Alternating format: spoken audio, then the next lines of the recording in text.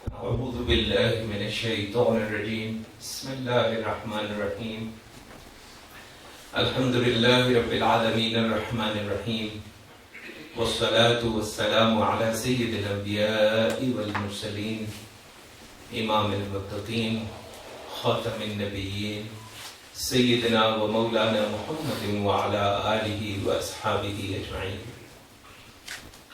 الحمدللہ ایک دفعہ پھر ہم یہاں اکٹھے ہوئے کہ اللہ تبارک و تعالیٰ کا ذکر کر سکیں اور اللہ کے حبیب صلی اللہ علیہ وسلم کی مدح کر سکیں، درود شریف پڑھ سکیں. اور اس کے علاوہ آپ کو پتہ ہے کہ ربیع الاول ہے اور ہر سال ہم ربیع الاول میں اس محفل کا اہتمام کرتے ہیں جس میں زیارت ہوتی ہے مبارک رسول اللہ صلی اللہ علیہ وسلم کی. کچھ آداب گو کہ پہلے بھی 2 دفعہ جب یہ محافل ہوئی تھی تو اس وقت بھی بیان کیے تھے میں نے، لیکن ایک تو یہ کہ ہر دفعہ کچھ نئے دوست بھی ہوتے ہیں اور کچھ پرانے بھی، چونکہ سال میں ایک دفعہ ہمارا یہ موقع ہوتا ہے تو کئی بار ذہن سے بات نکل جاتی ہے، اس لیے کچھ آداب میں بیان کر دوں.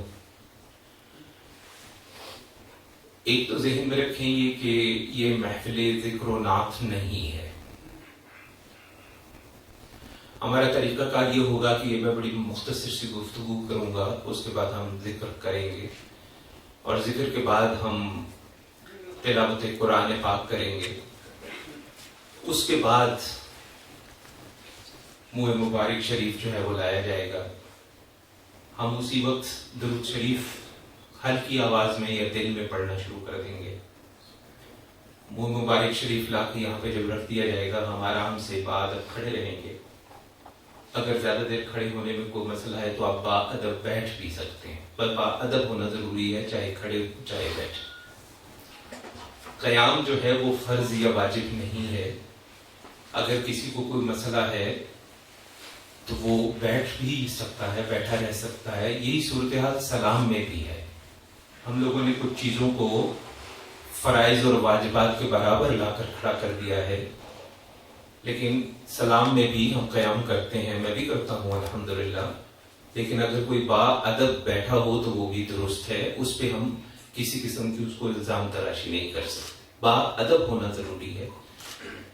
کچھ لوگ ہیں جو زیادہ دیر کھڑے نہیں ہو سکتے تو ٹھیک ہے، بیٹھے، کوئی ایسی بات نہیں ہے، بس ادب کے ساتھ بیٹھے.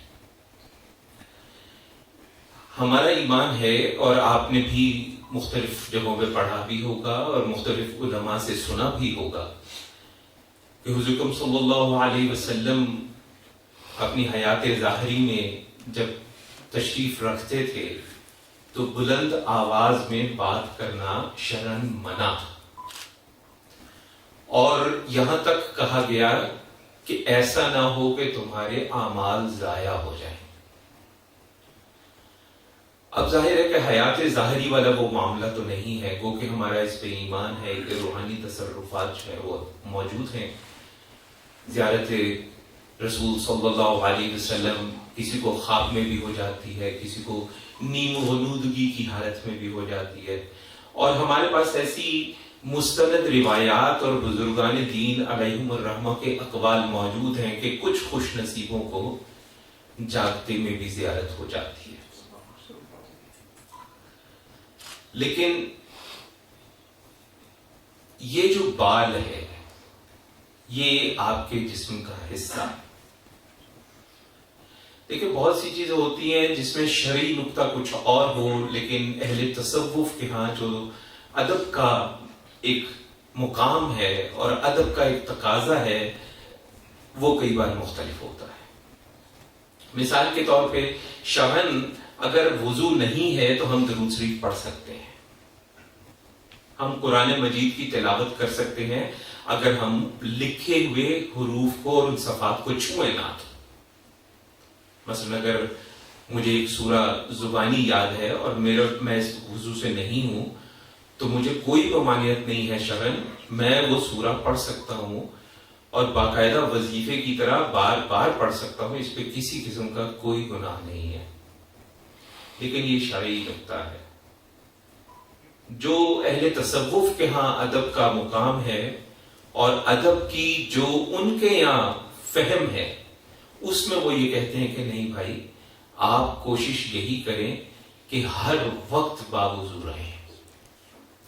سیدنا نظام الدین اولیاء رحمت اللہ علیہ، انہوں نے تو یہاں تک اپنے 4 شاگردوں سے کہہ دیا کہ اگر کوئی شخص 40 دن تک مسلسل باوضو رہے تو اس کے تمام حجابات اٹھ جاتے ہیں۔ اب ان چاروں نے باوضو رہنا شروع کر دیا اس لالچ میں، 40 دن بعد ان میں سے کسی کا بھی کوئی حجاب نہ اٹھا۔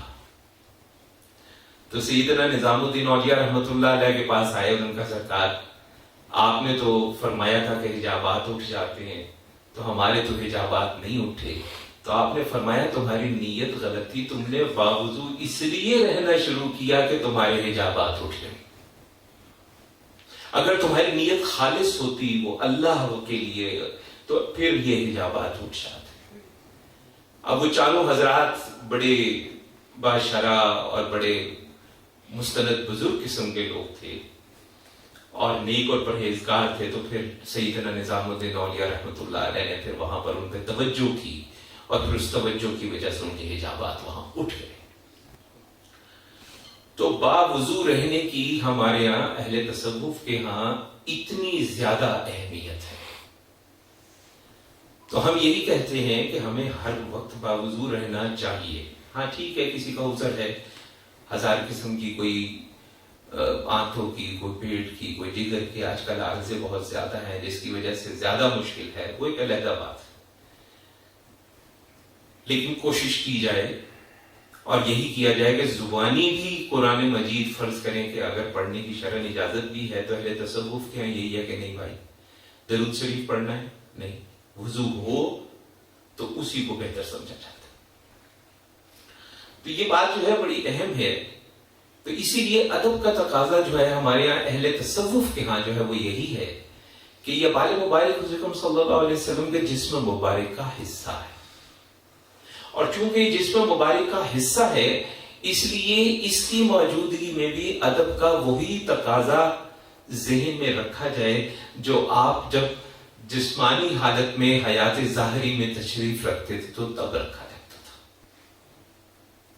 شرعاً ممکن ہے، کیونکہ ہم نے دیکھا یہاں پہ اور بہت سی جگہوں پر ہمارے دوست احباب نے کبھی کوئی پوسٹ، کوئی ویڈیو جو ہے ہم سے شیئر کی، ہم نے دیکھا کہ ایک عجیب ہلڑ مچ جاتا ہے۔ اردو میں ایک لفظ استعمال ہوتا ہے ہلڑ، افراتفری کا عالم پیدا ہو جاتا ہے، شور شرابہ ہو جاتا ہے، کیونکہ بات بہت بڑی ہے۔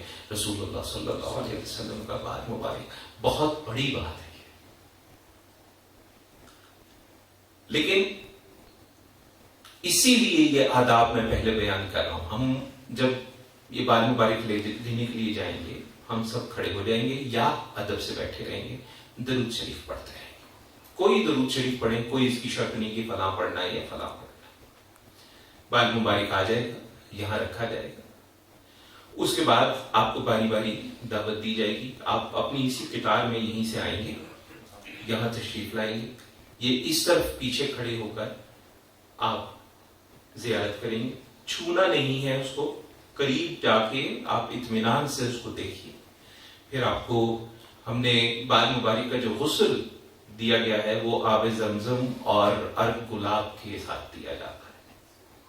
تو اس پانی کو پھر ہم جمع کر لیتے ہیں، اور پھر آج ہم نے شام کو اس پانی کے اندر مزید زمزم کافی زیادہ مقدار میں الحمدللہ اور صاف فلٹرڈ جو پانی ہوتا ہے وہ اس کے اندر ہم نے ملایا ہے۔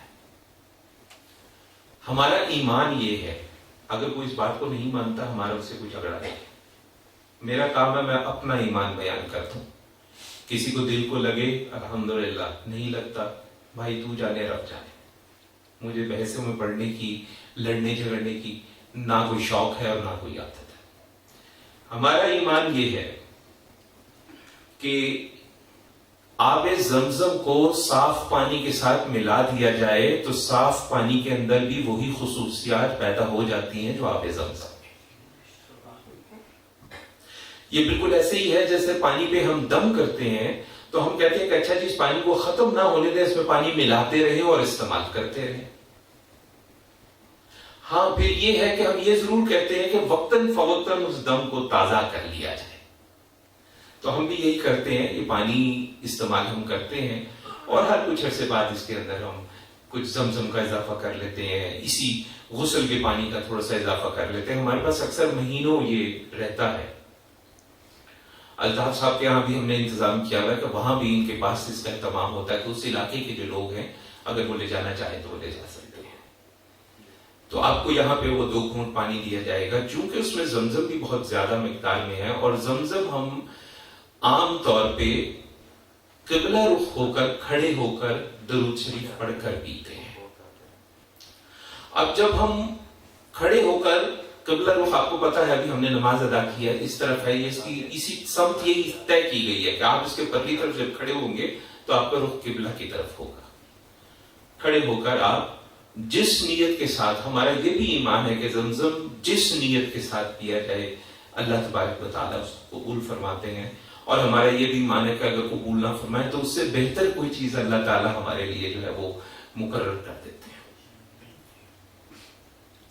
پھر آپ وہ پانی پی کے پھر آپ پرلی طرف سے واپس ادب کے ساتھ جو ہے وہ چلے جائیں گے اور اپنی جگہ پہ جا کر کھڑے رہیں. اگر ممکن ہے اگر تو درود شریف پڑھتے رہیں، کھڑے رہیں.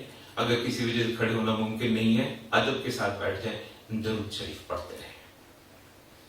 جب تمام حضرات جو ہے وہ زیارت جو ہے وہ کر لیں گے اور یہ پانی جو ہے اس کے 2 گھونٹ پی لیں گے تو اس کے بعد ظاہر ہے کہ اس کو ہم یہاں سے واپس بھیج دیں گے.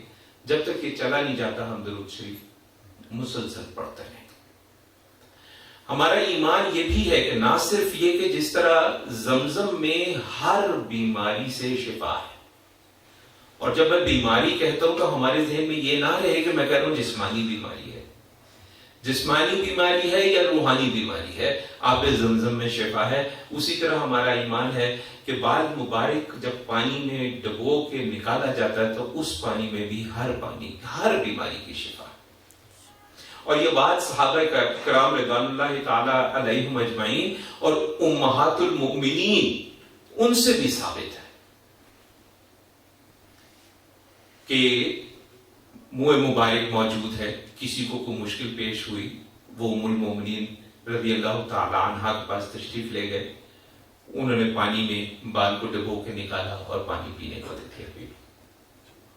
تو ہمارا ایمان ہے کہ زمزم بھی شفا ہے اور منہ مبارک جس پانی میں ایک دفعہ ڈبو کے نکال لیا جائے وہ پانی بھی شفا ہوتا ہے.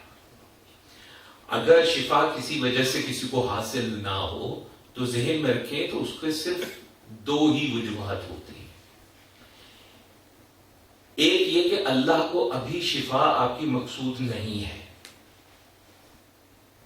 اور چونکہ ابھی مقصود نہیں ہے اس لیے یہ جو آپ نے نیت کر کے پانی پیا ہے اس کا کوئی نہ کوئی صلہ کسی نہ کسی صورت میں اللہ تبارک و تعالیٰ آپ کے لیے جو ہے وہ مقرر کر دے گا. دوسری وجہ یہ ہے کہ شاید ہمارا ایمان کمزور ہے.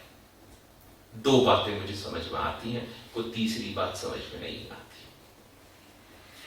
اب آتے ہیں اس بات پہ کہ اکثر دوست احباب، مجھ سے بھی ایک دفعہ ہوا جب پہلی دفعہ تقریباً 2 سال پہلے ہم نے اس محفل کا اہتمام کیا تو ہمارے دفتر میں پتہ چلا تو ایک دفتر کے ساتھی نے مجھ سے کہا کہ جی اس کی اوتھینٹسٹی کیا ہے، اعتبار آپ کو کس طرح ہے کہ یہ واقعی منہ مبارک ہے. بات ٹھیک ہے، اگر ادب سے یہ سوال کیا جائے تو اس سوال کو کرنے میں کوئی حرج نہیں ہے. بے ادبی اس وقت ہوتی ہے جب آپ اس طرح کا انداز اختیار کرتے ہیں، پتہ نہیں جی صحیح بھی ہے کہ نہیں. یہ گستاخی ہے. آپ پوچھ لیجیے کہ جناب آپ نے منہ مبارک کا اہتمام کیا ہے، اس کا انتظام کیا ہے، بڑی کمال کی بات ہے الحمدللہ، لیکن آپ کو تسلی کس طرح ہے؟ آپ کو یقین کس طرح ہے کہ واقعی منہ مبارک ہے؟ کوئی حرج نہیں سوال پوچھنے میں، اگر ادب کے ساتھ، تمیز کے ساتھ، طریقے کے ساتھ پوچھا جائے۔ اور جس نے حجت کے انداز میں اور طنز کے انداز میں پوچھنا ہے تو پھر رب جانے اور وہ جانے۔ تو ماشاءاللہ علامہ صاحب بھی موجود ہیں، مفتی صاحب بھی تشریف رکھتے ہیں، باقی دوست جنہوں نے علوم الحدیث ہمارے بیانات سنے ہیں وہ بھی اس بات سے واقف ہیں۔ دین اسلام میں ہر چیز کے اعتبار کو سند کی بنیاد پہ جانچا جاتا ہے، چاہے وہ حدیث ہے، چاہے وہ قرآن کی تفسیر ہے، چاہے وہ معاملہ فقہ کا ہے، سارے معاملات سند کی اعتبار پر چلتے ہیں۔ تو جو منہ مبارک جن کے پاس ہوتا ہے عام طور پر ان کے پاس سند بھی ہوتی ہے، اور اس سند میں کہ انہیں یہ کہاں سے ملا اور کس طرح ملا، کیا حالات تھے، انہیں کہاں سے ملا، چلتے چلتے کسی نہ کسی صحابی تک یہ سند پہنچتی۔ تو اللہ تعالیٰ نے بڑا کرم کیا برادرم زین پہ کہ ان کو جن صحابہ نے یہ دیا انہوں نے ایک بھی نہیں 3 منہ مبارک دیے، اور انہوں نے ساتھ یہ کہا آپ مجھے بتائیے کوئی اتنا آسان کام ہے آپ کے پاس منہ مبارک واقعی ہو اور آپ کسی کو دے دیں؟ انہوں نے کہا کہ مجھے روحانی حکم تھا کہ دینا ہے تو میں مجبور کو دے۔ اچھا، اب ان میں سے کم ایک کی سند تو میری اطلاع کے مطابق برادر زین نے مجھے کنفرم کیا تھا کہ یہ صحابہ میں حضرت انس رضی اللہ تعالی عنہ سے ہے، اور یہ پوری متصل سند ہے۔ ہمارے یہاں ہر جگہ حدیث ہے، سند پہ اعتبار ہوگا، قرآن کی تفسیر ہے، سند پہ اعتبار ہوگا، فقہا کا فیصلہ ہے، سند پہ اعتبار ہوگا۔ اسی طرح اہل تصوف کے یہاں خلافت ملتی ہے، سند پہ اعتبار ہوگا، اس کو آپ سند کہہ لیں، اس کو آپ شجرہ کہہ لیں۔ آپ کہتے ہیں مجھے دعا حزب البحر پڑھنے کا بڑا شوق ہے، آپ میرے پاس آتے ہیں جناب مجھے حزب البحر کی اجازت دے دیجئے، میں آپ کو اجازت دوں گا، ساتھ میں آپ کو سند دوں گا کہ جناب میری اجازت ان سے، ان کی اجازت ان سے، ان کی اجازت ان سے، چلتے چلتے اس اللہ کے ولی رحمت اللہ علیہ تک ہی سند جائے گی جس نے وہ حزب البحر لکھی ہے۔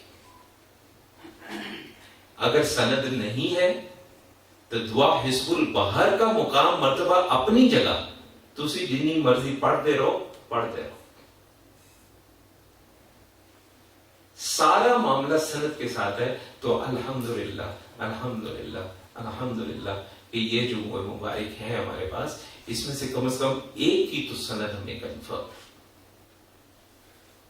اور چونکہ ہم علوم الحدیث، علوم القرآن، علم الفقہ، عقیدہ، ان سب چیزوں پہ گفتگو کرتے رہتے ہیں، ہمارے بڑے بیانات الحمدللہ آپ کی دعا سے ہیں ان تمام موضوعات پہ، تو ہم تو مانتے ہی سند کو ہیں۔ اب اگر کسی کو سند پہ بھی شبہ ہو تو پھر تو سند تو کسی پہ بھی شبہ کیا جا سکتا ہے، پھر تو بخاری کی سند پہ بھی شبہ کرنے والے موجود ہیں، اور مسلم کی سند پہ بھی شبہ کرنے والے موجود ہیں، اور ابن ابی شیبہ کی سند پہ بھی شبہ کرنے والے موجود ہیں۔ شبہ کرنے سے کیا جاتا ہے؟ کرنا چاہتا تو اس سے کیا فرق پڑتا؟ تو ہمیں اطمینان قلب حاصل ہے الحمدللہ کہ ہمارے پاس جو چیز ہے وہ درست ہے۔ ایک اور سوال جو اٹھتا ہے اور اکثر لوگ پوچھتے بھی ہیں، اور پھر وہی معاملہ، بادب پوچھیں بسم اللہ جواب دیں گے، گستاخی بے ادب تو پھر رب جانے اور وہ یہ کہ ساری دنیا میں اتنے سارے بال موجود ہیں، یہ اتنے سارے بال کہاں سے آ گئے؟ اب اگر کوئی بات ادب طریقے سے پوچھے تو ضرور جواب دیتے ہیں، جو بے ادب طریقے سے پوچھے تو ہم کہتے ہیں کہ یار تمہارا سوال ہی احمقانہ ہے۔ آپ مجھے یہ بتائیے، حج پہ حضور صلی اللہ علیہ وسلم تشریف لے گئے، آپ نے سر کے بال مونڈے تھے، وہاں پہ جب مونڈے ہوں گے اس ایک باری میں کتنے بال اترے ہوں گے؟ اندازہ لگا سکتے ہیں؟ جب آپ عمرے کے لیے تشریف لے جا رہے تھے اور عمرے کی اجازت نہیں ملی تھی، تو آپ واپس آ گئے تھے تو آنے سے پہلے آپ نے حلق کروایا تھا، بال اتارے تھے، کتنے بال اترے ہوں گے؟ ساری عمر میں جب سے قرآن مجید کا نزول شروع ہوا، پہلی آیت سے شروع ہو کے آپ کے وصال مبارک تک، کتنی دفعہ آپ نے حجامت کروائی ہوگی؟ کتنی دفعہ آپ نے بال کٹوائے ہوں گے؟ کیا بالوں کی تعداد سوچ سکتے ہیں کہ کتنی ہوگی؟ اور صحابہ، ہمیں مستند روایات سے پتہ چلتا ہے صحابہ اکرام رضوان اللہ تعالی علیہم اجمعین کا تو طریقہ کیا تھا، وضو کرتے تھے تو سرکار کا پانی نیچے گرنے نہیں دیتے تھے، تو بال کٹ رہے ہوں گے تو زمین پہ گرنے دیں گے؟ روایات میں آتا ہے کہ ایسے بال کٹے ہوئے ہیں، موقع ملتا تھا پسینہ وہ شیشیوں کے اندر بھر لیتے تھے۔ ذکر صلی اللہ علیہ وسلم کی تو جس میں مبارک کا پسینہ، آپ کے بال، آپ کے وضو کا پانی، کسی چیز کو صحابہ نے نہیں چھوڑا، مجال ہے کہ زمین تک پہنچ جائے۔ تو میں تو کہتا ہوں صرف ایک حج پہ کتنے بال اترے ہوں گے یہی سوچ لیجئے آپ، اور اگر آپ ساری عمر میں کتنی دفعہ آپ نے حجامت کروائی، کتنی دفعہ آپ نے کبھی بڑے رکھے کبھی چھوٹے رکھے، تو کتنا بال ہوگا؟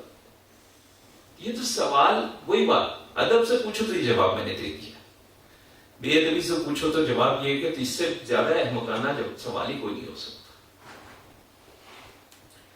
تو ہمیں بڑا محتاط رہنے کی ضرورت ہے، اور گمان ہمیں اچھا رکھنے کی ضرورت ہے، ورنہ اگر ہم نے یہی اعتراض اسی طرح کرنا ہے، اعتراض پھر کہیں پہ بھی ہو سکتا ہے۔ بادشاہی مسجد میں تو برکات رکھے ہوئے، کیا ثبوت ہے کہ سچے ہیں؟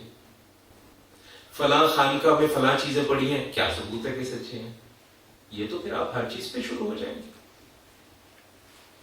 تو الحمدللہ اللہ کے فضل و کرم سے ہمیں اس معاملے میں اطمینان قلب حاصل ہے، اور ہم بالکل مطمئن ہیں اور پورے ایمان کے ساتھ ہیں کہ اللہ تبارک و تعالیٰ نے ہم پہ یہ بڑا خاص کرم کیا ہوا ہے۔ برادر رمضان کے پاس یہ جو تبرکات 3 موجود ہیں اللہ کے فضل سے، یہ میں سمجھتا ہوں ہمارا تو ایمان ہے اس میں، اگر کسی کا نہیں ہے تو کوئی بات نہیں، ہمیں کوئی شوق زبردستی کسی کو کچھ ثابت کرنے اور منوانے کا بھی نہیں ہے۔ تو اللہ تعالیٰ ہمیں توفیق عطا فرمائے۔ ادب، احترام، اگر ہمیں کسی چیز پہ شبہ ہے تو بھی طنز گستاخی کرنا ضروری نہیں ہوتا، اختلاف بھی ادب کے ساتھ کیا جا سکتا ہے، اور ہمارے ائمہ نے تو یہی ہمیں سکھایا ہے۔ میں آخر میں صرف ایک بات عرض کر دوں، کل اتفاق ہوا تھا، علامہ صاحب کے پاس گیا ہوا تھا، وہاں بھی میں نے ایک بات بیان کی تھی امام مالک رحمۃ اللہ علیہ کے حوالے سے۔ امام مالک رحمۃ اللہ علیہ کے ایک شاگرد، مجھے ان کا نام ذہن میں نہیں ہے، 20 سال انہوں نے خدمت کی اپنے استاد کی، ان کی شاگردی میں رہ گئے۔ بعد میں ان کا ایک قول ملتا ہے ہمیں، وہ کہتے ہیں کہ جی 20 سال میں سے 18 سال تو میں نے ادب ہی سیکھا ہے، 2 سال میں نے علم سیکھا ہے، اور خواہش بڑی ہے کاش میں وہ 2 سال بھی ادب پر ہی رہتا ہوں۔ تو ادب کا مقام جو ہے وہ بہت بہت بلند ہے، انسان اختلاف کرے ادب کے ساتھ کرے، کوئی مسئلہ۔ اللہ تعالیٰ ہمیں ہدایت دے۔ وصلی اللہ علی خیر خلقہ سیدنا و مولانا محمد وعلی آلہ و اصحابہ اجمعین برحمتک یا ارحم الراحمین۔